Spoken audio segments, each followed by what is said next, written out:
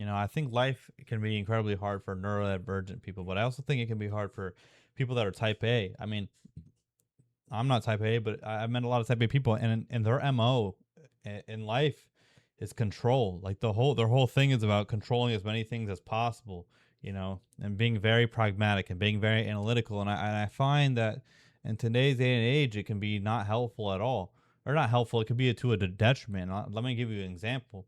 When I was over in Alabama, one of Julianne's friends had just she had just graduated medical school. And for those of you who don't know, after you do 4 years of your bachelor's and then 4 years in medical school, you go into residency to go specialize to be, let's say, a urologist, oncologist, whatever, a pediatric, you know, doctor, right? And so how that goes, though, is you would imagine that someone that their whole life wants to become a urologist becomes a urologist. That's not really how it works. What happens is you send out all your applications to all the programs, how in the country, out of the country, whatever, and then you do interviews for those that want to interview you. And it's a classic thing. And so a lot of people will send out they will apply to things that are beyond what they want. So if I want to become oncologist, I might also apply to things my B and my C options. I might become a pathologist, a nephrologist, whatever. So I apply to all these things, then you get interviews, and then at the end of the interviews, you have I believe it's March. It's in May or March. It's March. There's a thing called Match Day. And Match Day is where a person that has graduated medical school figures out what program they have matched into.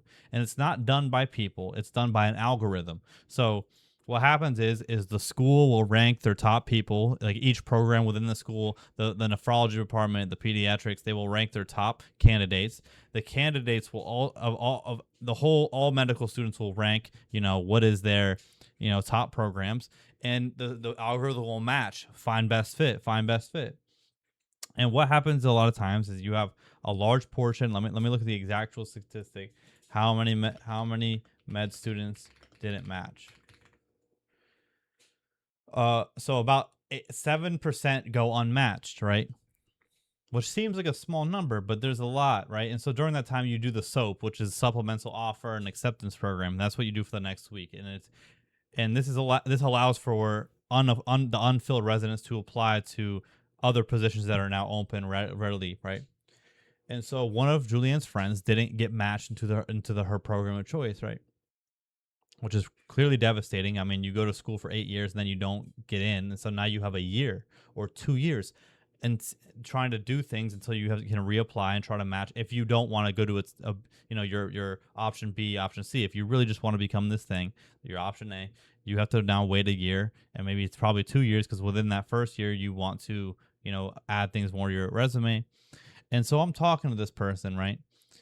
And on Saturday we went to the brewery. So this is how really my fourth formal conversation. So now I've had a couple of drinks in, and I'm just talking to her.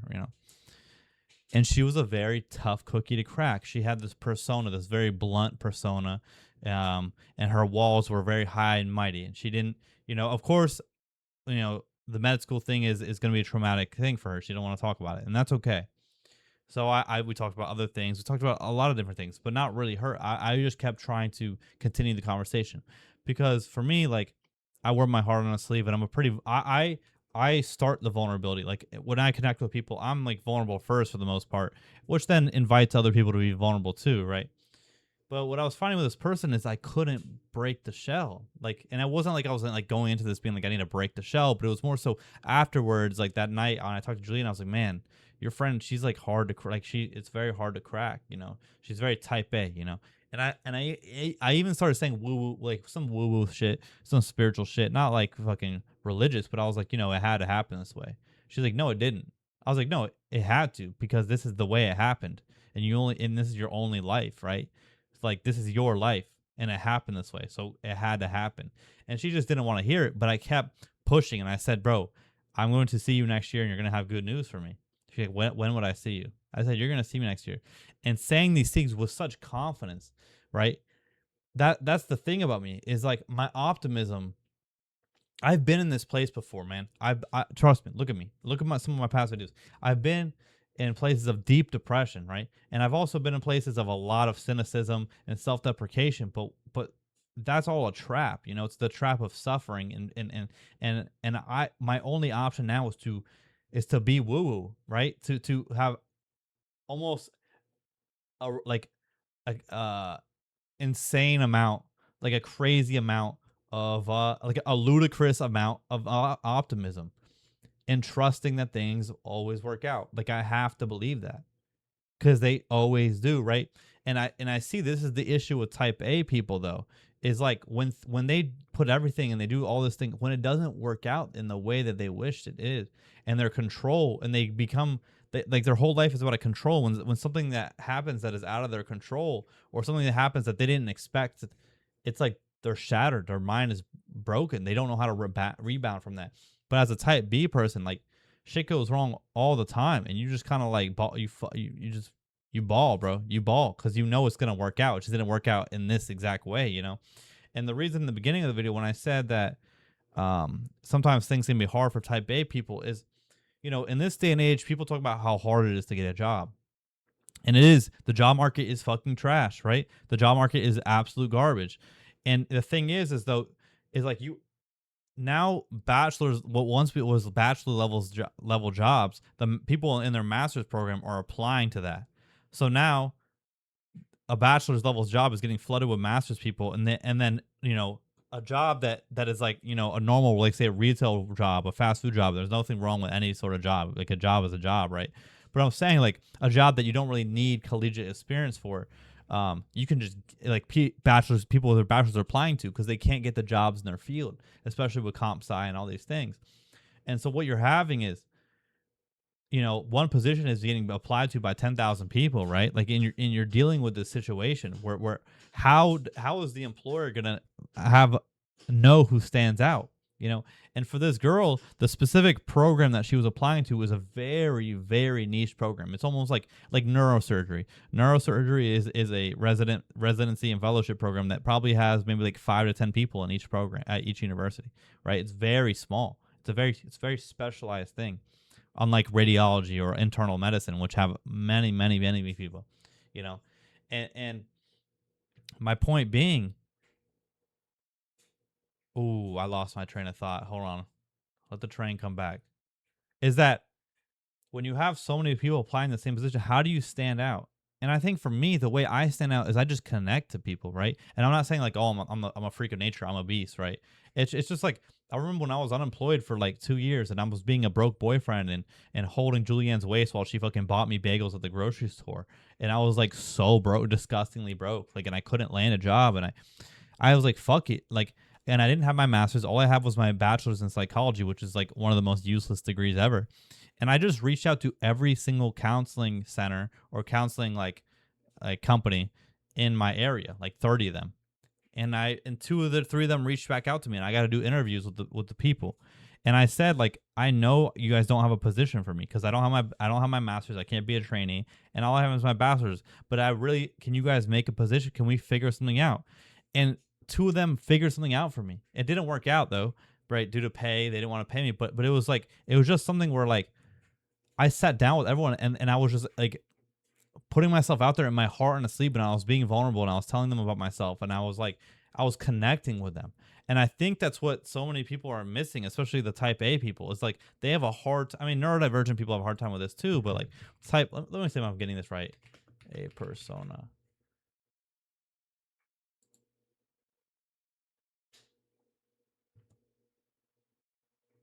Yeah, like there's nothing like a type A person is very competitive, and they're like they're urgent, and they're achievement oriented, but also a lot of them. Let's see, type A. Let's see if there's a correlation. Let's see.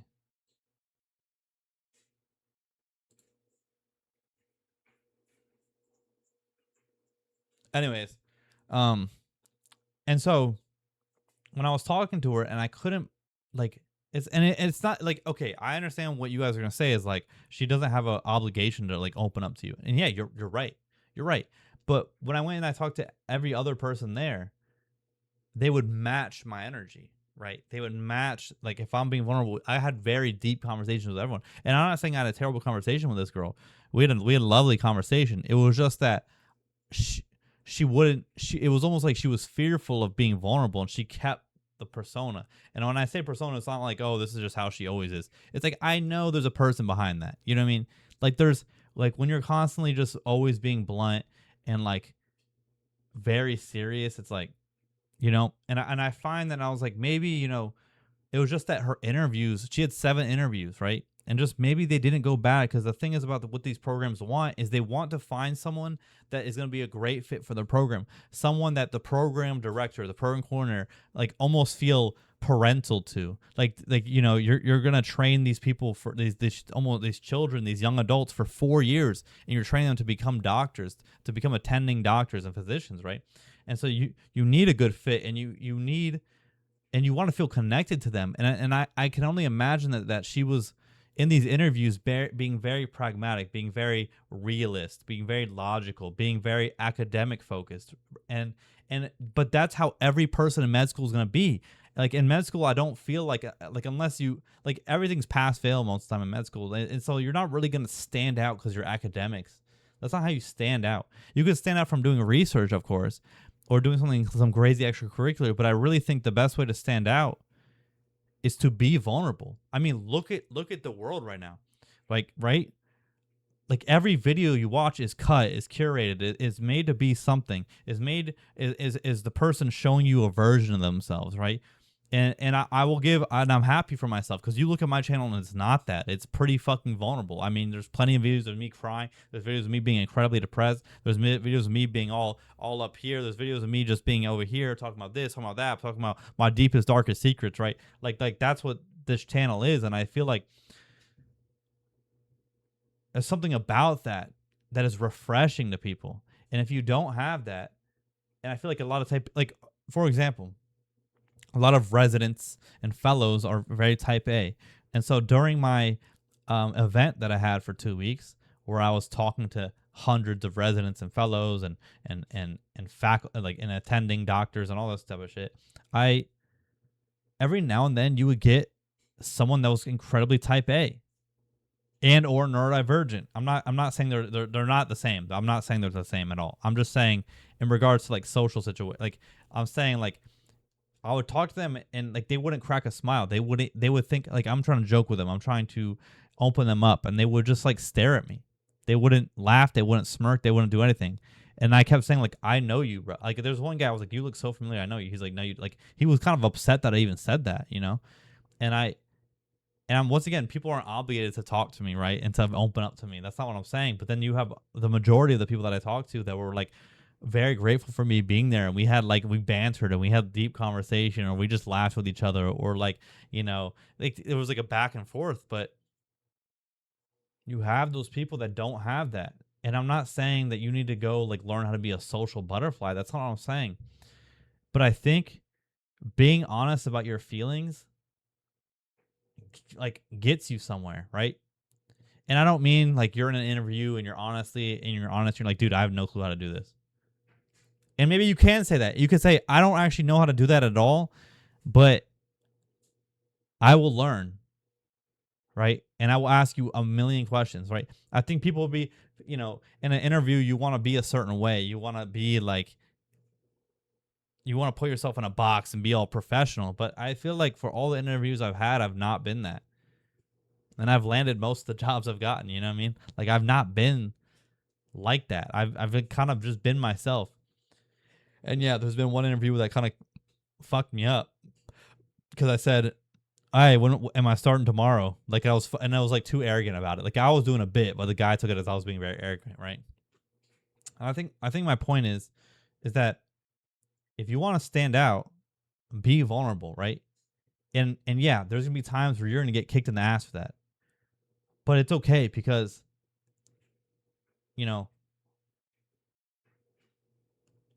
like the grass, like the sun doesn't care whether like the sun will shine no matter if the grass cares about it or not, right? Like whether the trees give a fuck about the sun or not, the sun's just going to keep shining. And I feel like that's the point of being vulnerable and being and also being a loving person, is it doesn't matter if the people don't appreciate you, because you're still going to shine. Like you're still going to be vulnerable. And yes, Some people are gonna get uncomfortable. Some people are even Julianne sometimes gets uncomfortable when I'm being a little bit too much, when I'm being too honest and too vulnerable, right? It makes her uncomfortable because people aren't used to that. And okay, there is times where I just say some things that are crazy, but for the most part, people aren't used to it. They're not used to like people being so honest and so transparent and so vulnerable. No, people are not used to that at all. And I think for the most part, I'm very well received. And like a lot of our friends that just met me this time were like, dude, I love him so much. And we would have these deep, deep conversations about whatever, because I'm okay to talk about whatever. There's nothing really like I would even say things like that, like, oh my God, please say you like me because I have a deep need to be liked. Like just random one off comments like that where I'm doing a bit, where I'm telling the truth, right? And it's like so abnormal, but people fuck with it because it's like you're being so weirdly vulnerable. And I think interviewers appreciate that. I think, especially in regards to like school, because everyone can get good grades. I mean, not everyone can get good grades, but you know what I mean? Like the academics is like, especially when you're going into residency, it's like, academically, it's whatever. You can get good grades. A lot of people can get good grades, but do you have the personality? Like, do I feel connected to you? And I think that's the important thing. And that's what I trying to took from. I didn't mean to psychoanalyze her, but that was what I was taking. I was like, maybe your interviews just didn't go as well as you wanted them to do because you're very realist. I just kept saying shit, and she was like, you're very optimistic, and I was like, yeah. Julianne gets very upset with me for it because like she's a realist, quote unquote, but I'm a believer, bro. I'm a believer that things always work out how they're supposed to be, and like, and you could start talking about the atrocities of the world with me. Okay, that's fine. Like what? Like, bring it on. I don't really care. Whatever. I can't speak on the atrocity. Well, I can speak about my personal life, my anecdotal life, right? But, anyways, yo. Also, this freaking shit slaps, bruh. It's called Apple and Eve, and guess what? Look what it has on the bottom. It has the U. For those of you that know, you know what that U means. Anyways, yeah, like that's pretty much the gist of things. But guys, girls, gays, queers, them, these are anyone, everyone, anyone. Have a blessed rest of your Tuesday. I'll catch you guys on a beautiful Wednesday. Sorry, I was looking for my dog. 10-4.